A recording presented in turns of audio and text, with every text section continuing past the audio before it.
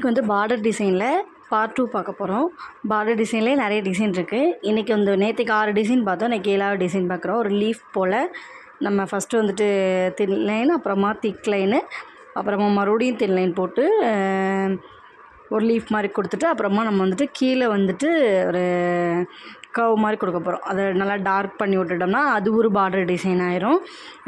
இதெல்லாமே போட்டு போட்டு பழக தான் நம்ம கைக்கு வந்து கொஞ்சம் ஸ்பீடாகவும் கொஞ்சம் க்ளீனாகவும் நீட்டாகவும் வரும்.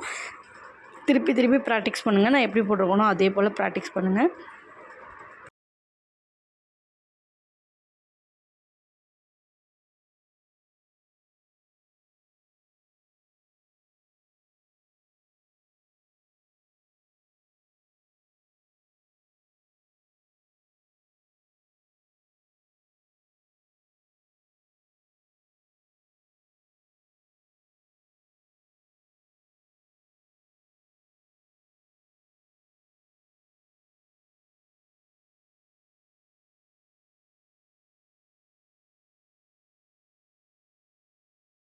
எட்டாவது டிசைன் ஃபஸ்ட்டு வந்து தின் லைனு, அப்புறமா திக் லைன், அப்புறமா மறுபடியும் தின் லைன், ஹம்ஸு கொடுத்துட்டு கீழே ஒரு லைன் போட்டுடணும்.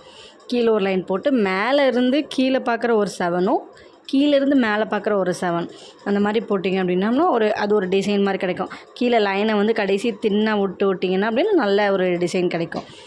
மேலே ஒரு 7 கீழே ஒரு 7.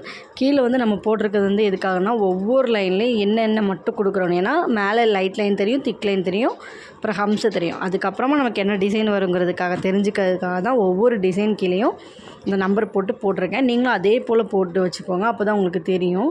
அதுக்கப்புறம் வந்துட்டு 9வது டிசைன் அதே போல் லைட் லைனு, திக் லைனு, ஹம்ஸு கொடுத்துட்டு கீழே வந்து நல்லா திக் லைன் கொடுத்துட்டு என்ன பண்ண போகிறோன்னா மேலேருந்து பார்க்குறதுக்கு ஒரு டீயும் கீழேருந்து அதை ஒட்டினாப்பில் ஒரு டீயும், அதாவது நல்லா திக்காக கொடுக்கணும்.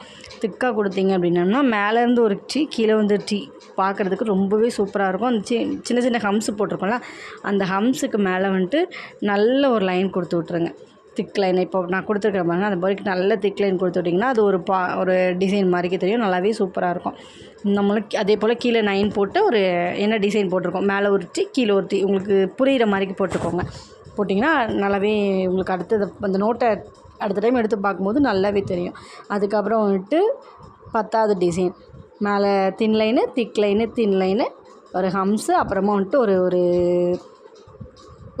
ஒரு ரிங் டிசைன் கொடுக்குறோம். அது கொடுத்ததுக்கப்புறமா கீழே வந்து அந்த ரிங்குக்குள்ளே இருக்கிற மாதிரிக்கு ஒரு ஹம்ஸ் பெரிய பெரிய ஒரு ஸ்கேலப் டிசைன் மாதிரிக்கு கொடுக்குறோம். அந்த ஸ்கேலப்பை வந்து நல்லாவே வந்துட்டு திக்காக கொடுத்துட்டு கீழே ஒரு லைன் போட்டு அந்த லைனில் இடையில இருக்க எல்லாத்தையுமே வந்துட்டு ஃபினிஷ் பண்ணிடணும். ஃபினிஷ் பண்ணிங்கன்னா அது ஒரு அழகான டிசைனாக இருக்கும். சேம் 10வது டிசைன் சொல்லிவிட்டு கீழே அந்த பாக்ஸுக்கு பக்கத்தில் 10ன்னு போட்டு உங்களுக்கு எந்த மாதிரிக்கு அந்த ஒரு சர்க்கிள் போட்டு கீழே ஸ்ப்ரிங் போட்டு புரிகிற மாதிரிக்கு எப்படி புரியுமோ அந்த மாதிரி போட்டுக்கோங்க. நான் வந்து எனக்கு புரிகிற மாதிரி போட்டு வச்சுருக்கேன். அதே போல் நீங்களும் போட்டு வச்சுக்கோங்க. அதுக்கடுத்து அது வந்து 11வது டிசைன் பார்க்க போகிறோம். 11வது டிசைன்லேயுமே ஒரு சின்ன லைனு, அப்புறமா திக் லைனு, அப்புறம் ஹம்ஸு போட்டுட்டு கீழே வந்துட்டு ஒரு ஹார்ட்டின் ஷேப் வர மாதிரி, ஹார்ட்டுக்கு வந்து ஒத்த சைடு லீஃப் வர மாதிரிக்கு போட்டு விட்டுறணும்.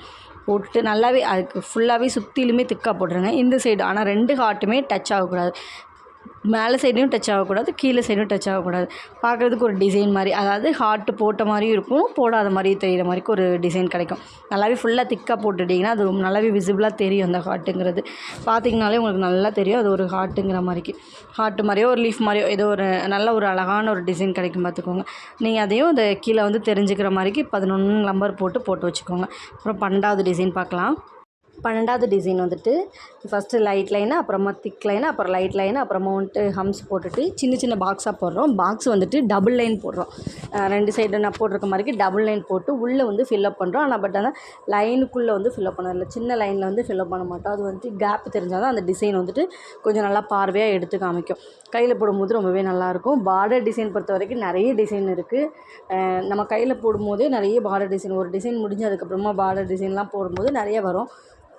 நிறைய டிசைன் இருக்குது. இது பார்ட் 2, பார்ட் 3 வீடியோவில் பார்க்கலாம். பீஸ் கற்றுக்க முடியாதவங்களுக்கு நம்ம சேனல் யூஸ்ஃபுல்லாக இருக்கும்னு நான் நினைக்கிறேன். நான் கற்றுக்கிட்டதை உங்களுக்கு சொல்லித்தரேன். ஏதாவது புரியல டவுட் இருந்ததுன்னா கண்டிப்பாக வந்துட்டு கமெண்ட் பாக்ஸில் கேளுங்க, கண்டிப்பாக சொல்லித்தரேன். நெக்ஸ்ட்டு ஒரு பார்டர் டிசைன் வீடியோவில் பார்க்கலாம். நம்ம சேனலை சப்ஸ்கிரைப் பண்ணி வச்சுக்கோங்க. டாட்டா பாய்.